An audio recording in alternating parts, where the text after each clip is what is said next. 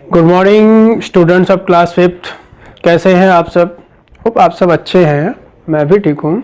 Students, आप जैसा कि जानते हैं समर वैकेशंस आने वाले हैं और समर वैकेशंस में हम खाली नहीं बैठते हैं, हॉलीडे होमवर्क करते हैं। तो आज मैं आपको कुछ हॉलीडे होमवर्क देने वाला हूं जो बहुत ही इंटरेस्टिंग होने वाला है आपके लिए और बहुत ही क्रिएटिव होने वाला है। आप इन हॉलीडेज़ को अच्छे से एंजॉय करते हुए उसको कंप्लीट करेंगे।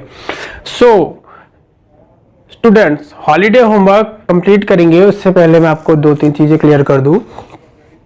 हॉलीडे होमवर्क की आप अलग से नोटबुक बनाएंगे, उसमें अच्छी सी गुड हैंड राइटिंग में और उसको वेल मेंटेन करके उसमें कंप्लीट करेंगे, मिस्टेक फ्री। ये तो होना ही चाहिए। एंड जब स्कूल खुलेंगे तब मैं उन नोटबुक्स को चेक करूंगा, तब तक आप मिस्टेक फ्री हॉलीडे होमवर्क्स जो है कंप्लीट करेंगे।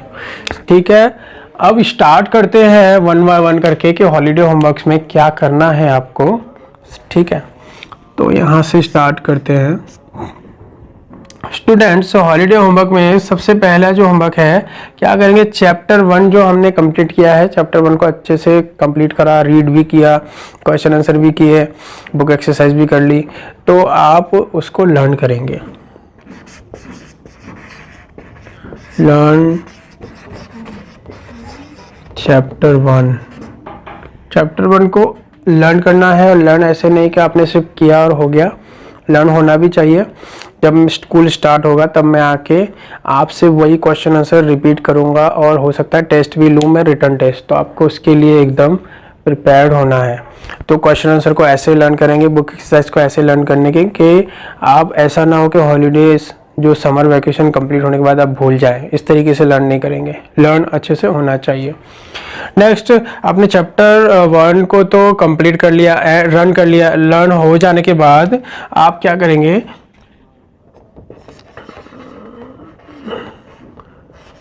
Complete question answer in fair notebook. Fair notebook में क्वेश्चन आंसर कंप्लीट करेंगे। और नोटबुक कैसी होनी चाहिए हम आपको बताया है हमने पहले ही आपको। नोटबुक आपकी वेल मेंटेन्ड और इंडेक्स कंप्लीटली फिल की हुई, डे बाय डे जिस दिन काम कर रहे हो उसी दिन का डेट, और सबकी नोटबुक में एक ही डेट होनी चाहिए। नेक्स्ट, फटी हुई नहीं होनी चाहिए, कवर्ड होनी चाहिए और मिस्टेक फ्री और improved hand writing obviously. Second homework की तरफ बढ़ते हैं। क्या है सेकेंड होमवर्क? सेकेंड होमवर्क आपको क्या करना है, चैप्टर 1 तो हमने कंप्लीट कर लिया है, ठीक है। चैप्टर 1 कंप्लीट करने के बाद हमें चैप्टर 2 भी पढ़ना है और 3 भी पढ़ना है और 4 भी पढ़ना है, ठीक है। तो क्या करेंगे आप, रीड चैप्टर 3, 4 सॉरी 2, 4 3 2 3 4 एंड लिखना था बीच में, यहाँ पर एंड आएगा। Read chapter 2, 3 and 4। 2, 3, 4 को रीड करेंगे। अब आपको सिर्फ रीड करके नहीं बैठना है, आप 5th क्लास में आ गए, अभी आप सीनियर बन गए।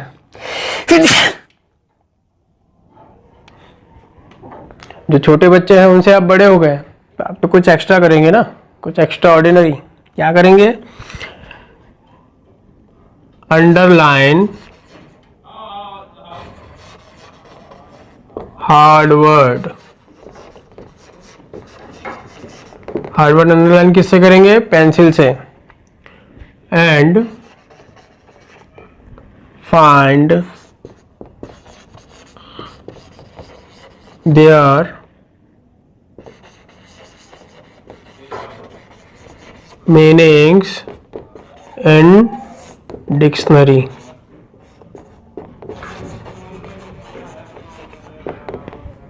हार्ड वर्ड को अंडरलाइन करेंगे, जैसे आपको लगता है कि ये हार्ड है उसकी मीनिंग डिक्शनरी में फाइंड कर लेंगे। ये इसलिए कह रहा हूँ, आपको जब मैं क्लासेस में पढ़ाऊंगा और ये चैप्टर जब हम पढ़ेंगे और जो वर्ड आएंगे उनको मैं पहले आपसे पूछूंगा। आपको उसका आंसर देना पड़ेगा, तब मैं समझूंगा कि आपने वो कंप्लीट किया है ये होमवर्क। और अगर आपको नहीं आया तो मतलब होमवर्क नहीं किया है। दो ही सिनेरियो हो सकती है, या तो आपने अंडरलाइन नहीं की है तो इसका मतलब आपको वो आता था, और अगर नहीं आता है तो अंडरलाइन करके उसकी मीनिंग ढूंढेंगे, और फिर भी नहीं आता है तो इसका मतलब आपने हॉलीडे होमवर्क नहीं किया। ठीक है ना, तो आपको ये काम जरूर करना है।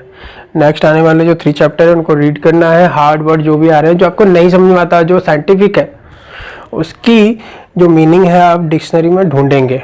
ठीक है, और लिखेंगे या याद रखेंगे, वो कैसे भी कर सकते हैं, मुझे उस मीनिंग चाहिए बस। ऐसा कोई वर्ड हार्ड नहीं रहना चाहिए जो आपको नहीं आता हो। हॉलीडे होमवर्क आपको नहीं समझ में आया तो आप मुझे कमेंट करके फिर से पूछ सकते हैं नीचे कमेंट बॉक्स में, लेकिन खाली नहीं छोड़ेंगे। थर्ड होमवर्क की तरफ बढ़ते हैं। थर्ड होमवर्क देखिए क्या करेंगे, आपने चैप्टर तो रीड कर दिया, अब जो थर्ड होमवर्क है आपका, वो आपका थोड़ा सा क्रिएटिव होने वाला है। ठीक है, क्रिएटिव इन द सेंस वो आपको कुछ एक्टिविटी बेस्ड होगा।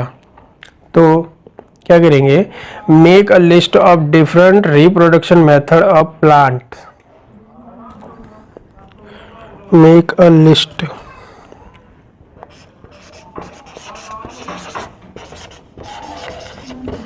Make a list.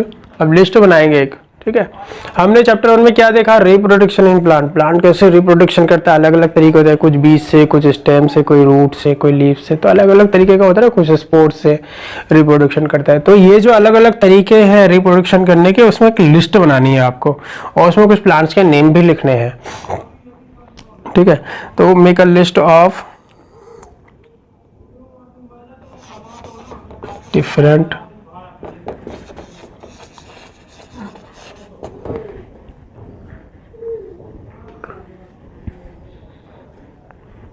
make a list of different reproduction।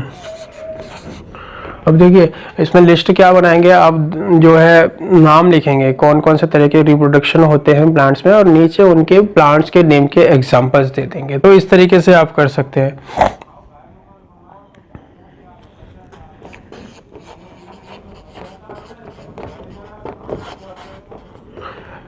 make a list of different reproductions method of plant.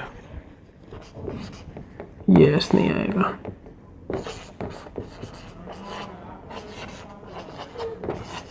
Reproduction methods of plant.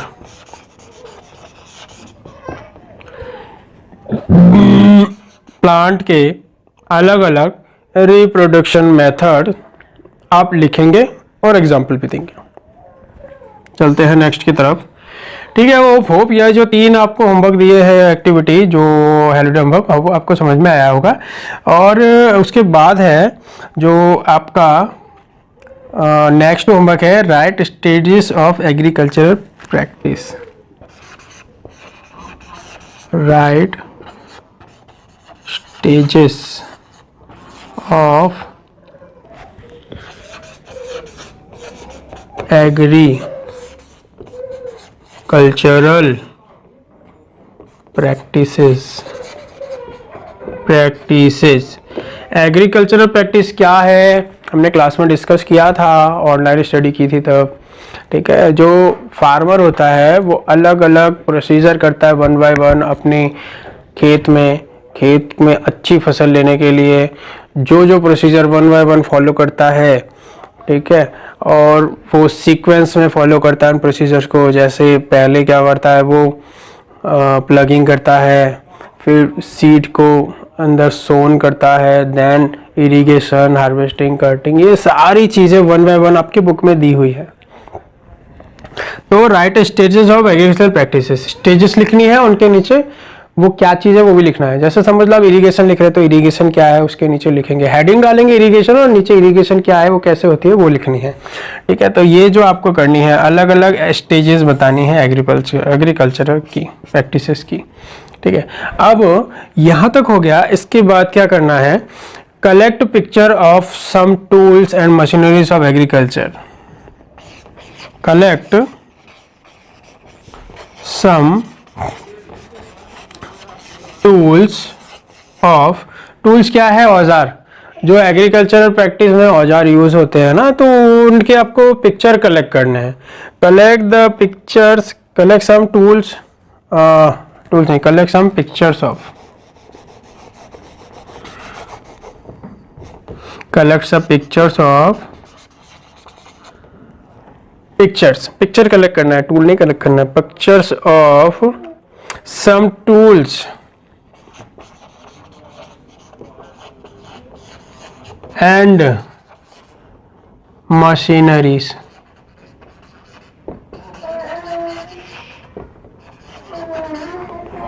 collect some pictures and tools, collect some pictures of some tools and machineries। जो agriculture में use होने वाले कुछ tools हैं, जैसे हल है, खुरपी है, फावड़ा है, तो ये सारी चीज़ों का जो पिक्चर है वो कलेक्ट करना है, चाहे इंटरनेट से करो या स्टेशनरी शॉप से करो। और मशीनरीज, उसमें कौन से मशीन यूज होते हैं, जैसे हार्वेस्टर है, ठीक है, और थ्रेशर है, विनोइंग मशीन है, तो इन सब चीज़ों का आप पिक्चर कलेक्ट करेंगे, ठीक है। And paste them in notebook,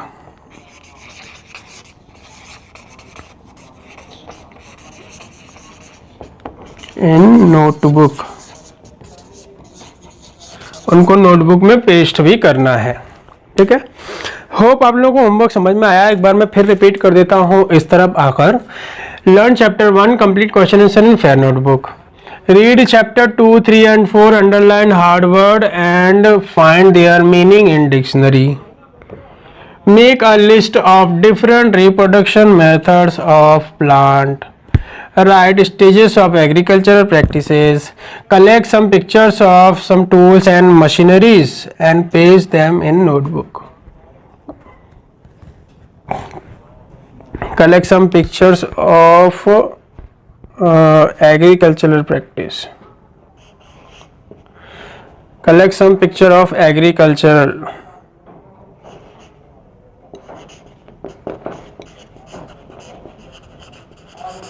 practice and machineries and paste them in notebook। ठीक है, तो ये होमवर्क है आपका स्टूडेंट्स। होप आप लोगों को ये होमवर्क समझ में आया होगा स्टूडेंट्स ऑफ क्लास 5th। और फिर भी अगर कोई डाउट है तो मुझे कमेंट बॉक्स में पूछिए आप, लेकिन होमवर्क को कंप्लीट करेंगे, ठीक है।